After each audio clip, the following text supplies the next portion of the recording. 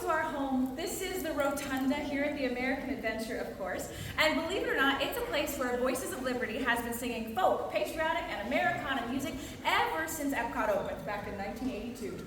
So we're going to continue that tradition with all of you today. But before we go on to another song, we want to include the tradition of inviting you to join us a little closer. The best way to hear our show is to sit here on the floor. And if you're already on the floor, we would invite you right up to the edge of the red circle. So you can scoot forward a little bit, come all the way up to the edge of that red circle for me. And feel free to come around the sides if you want. But come on in, yeah, have a seat underneath the dome. This dome is what enhances our sound. So if you want to come on in and join us, you're going to hear us that much better. Come on in, everybody.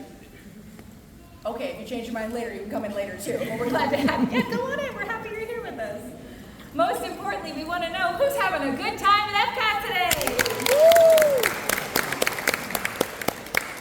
We're glad to hear. We're having a good time too. And you know, I said, of course, Voices of Liberty has always done folk, patriotic, and Americana music, but we're going to get started with some Disney songs we think you'll recognize right away.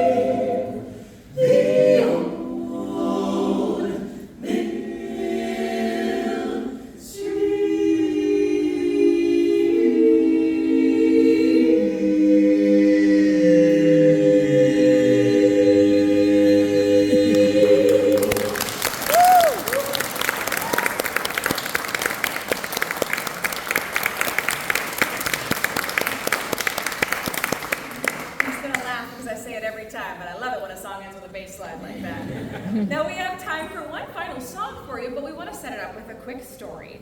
Now imagine it. The year is 1814, and America is still involved in the War of 1812. Now there are two young Americans being held aboard a battleship anchored in the Baltimore harbor just outside of Fort McHenry. Well, the Battle of Baltimore begins. And from their vantage point, those two Americans can do nothing but watch. They can see Fort McHenry off in the distance, and every time a bomb bursts over the fort, they catch a glimpse of the American flag. Now they know that as long as that flag remains flying, the American dream is still alive.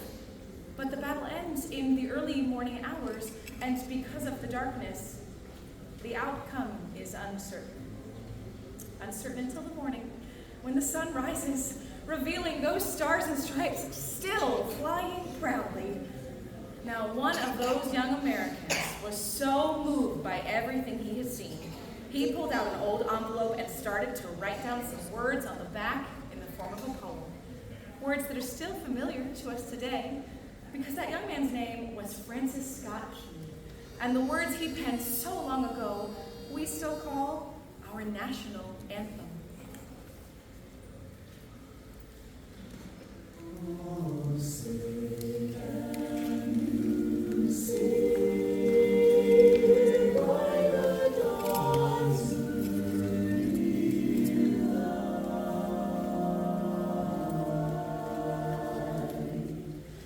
what so bright